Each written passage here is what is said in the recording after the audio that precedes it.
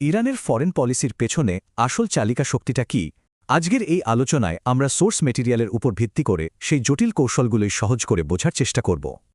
আচ্ছা, মিডল ইস্টে পাওয়ার বা ক্ষমতা বলতে আসলে কি বোঝায়? এটা কি শুধু তেলের ভাণ্ডার, নাকি এর পেছনে আরও গভীর কোনো খেলা আছে? সোর্স ম্যাটেরিয়াল এখানে একটা বেশ অবাক করা মতো জিনিস দেখাচ্ছে। দেখুন, একদিকে যে দেশগুলো তেলের ওপর ভাসছে, যেমন ধরুন সৌদি আরব বা ইরাক, তাদের হাতে কিন্তু নিউক্লিয়ার পাওয়ার নেই। আবার অন্যদিকে যাদের কাছে পারমাণবিক অস্ত্র আছে, তাদের তেলের রিজার্ভ কিন্তু অতটা বেশি না।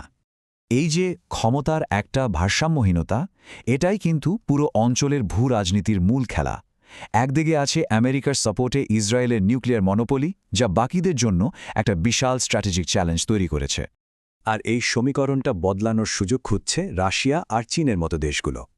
ওরা আমেরিকার প্রভাবকে চ্যালেঞ্জ করার জন্য ইরানকে একটা গুরুত্বপূর্ণ পার্টনার হিসেবে দেখছে, আর সেভাবেই সাপোর্ট দিয়ে যাচ্ছে। তো ইরান এই চ্যালেঞ্জটা কিভাবে মোকাবেলা করছে? ঠিক এখান থেকেই ইরানের মূল স্ট্র্যাটেজির শুরু, পারমাণবিক ক্ষমতা অর্জন করে ক্ষমতার পাল্লাটা নিজেদের দিকে নিয়ে আসা। ইরানের আসল লক্ষ্য হল নিউক্লিয়ার ডিটারেন্স অর্জন করা। এটা এমন একটা মিলিটারি কনসেপ্ট যেখানে দুটো দেশের কাছেই যদি নিউক্লিয়ার অস্ত্র থাকে, তাহলে তারা ভয়ে একে অপরের সাথে সরাসরি বড় কোনো যুদ্ধে জড়ায় না, কারণ দুপক্ষই জানে এর ফল হবে ভয়াবহ। তাহলে প্রশ্ন হলো, একটা দেশ কিভাবে এই নিউক্লিয়ার ডিটারেন্স সিস্টেমটা তৈরি করে?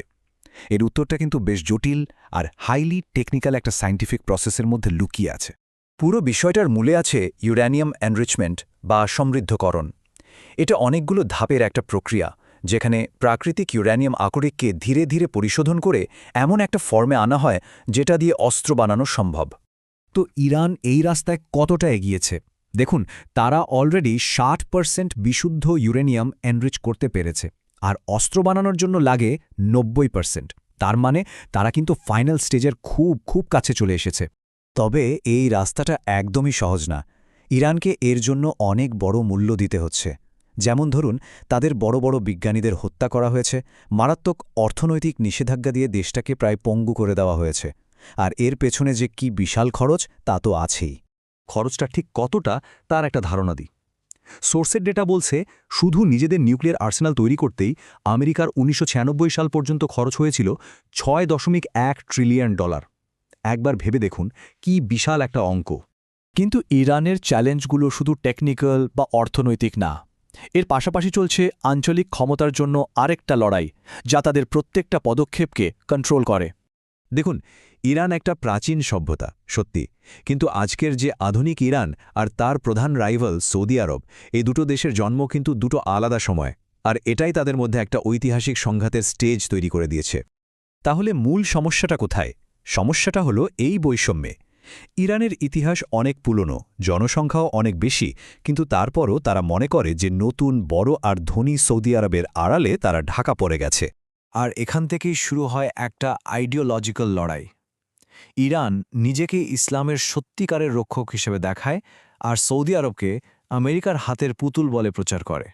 কিন্তু এই যে তীব্র প্রতিদ্বন্দ্বিতা, এটা কিন্তু সরাসরি যুদ্ধে রূপ নেয় না, বরং এটা চলে একটা শ্যাডো ওয়ার বা ছায়াযুদ্ধের মাধ্যমে, যা অনেক বেশি জটিল আর ছড়ানো ছিটানো। এই ছায়াযুদ্ধের ব্যাটল গ্রাউন্ড কিন্তু পুরো মিডল ইস্ট। যেমন ইয়েমেনে ইরান সাপোর্ট করে হুথি বিদ্রোহীদের, আর সৌদি আরব সাপোর্ট করে সরকারি বাহিনীকে। শুধু ইয়েমেন না, লেবানন, সিরিয়া, বাহরাইন, সব জায়গাতেই এই দুই শক্তির প্রক্সি লড়াই চলছে।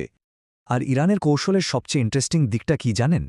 তারা এখন শিয়া সুন্নি বিভেদও পার করে যাচ্ছে। তাদের কমন শত্রুদের বিরুদ্ধে একটা বড় জোট বানানোর জন্য তারা এখন হামাসের মতো সুন্নি গ্রুপগুলোকেও সাপোর্ট দিচ্ছে। তাহলে এই সব কিছু মিলিয়ে ইরানের গ্র্যান্ড স্ট্র্যাটেজিটা আসলে কি? চলুন সব সূত্র এক করে তাদের লং টার্ম প্ল্যানটা বোঝার চেষ্টা করি। দেখুন, ইরান ভালো করেই জানে যে প্রচলিত সামরিক শক্তিতে তারা আমেরিকা বা ইসরায়েলের সাথে পেরে উঠবে না। তাই তারা এই অপ্রতিসম বা অ্যাসিমেট্রিক যুদ্ধের পথ বেছে নিয়েছে, যেখানে নিজেদের প্রক্সি নেটওয়ার্ক ব্যবহার করে তারা শক্তির পার্থক্যটা কমানোর চেষ্টা করে। সোর্স মেটেরিয়াল বিষয়টাকে ঠিক এভাবেই দেখছে।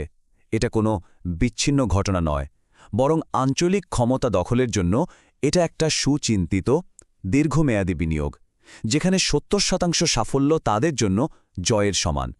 শেষ পর্যন্ত একটা প্রশ্ন থেকেই যায়, এমন একটা অঞ্চলে যেখানে চারদিকে এত শক্তিশালী প্রতিপক্ষ, সেখানে টিকে থাকার জন্য এই জটিল আর অস্থিতিশীল ছায়াযুদ্ধই কি ইরানের জন্য একমাত্র যৌক্তিক পথ?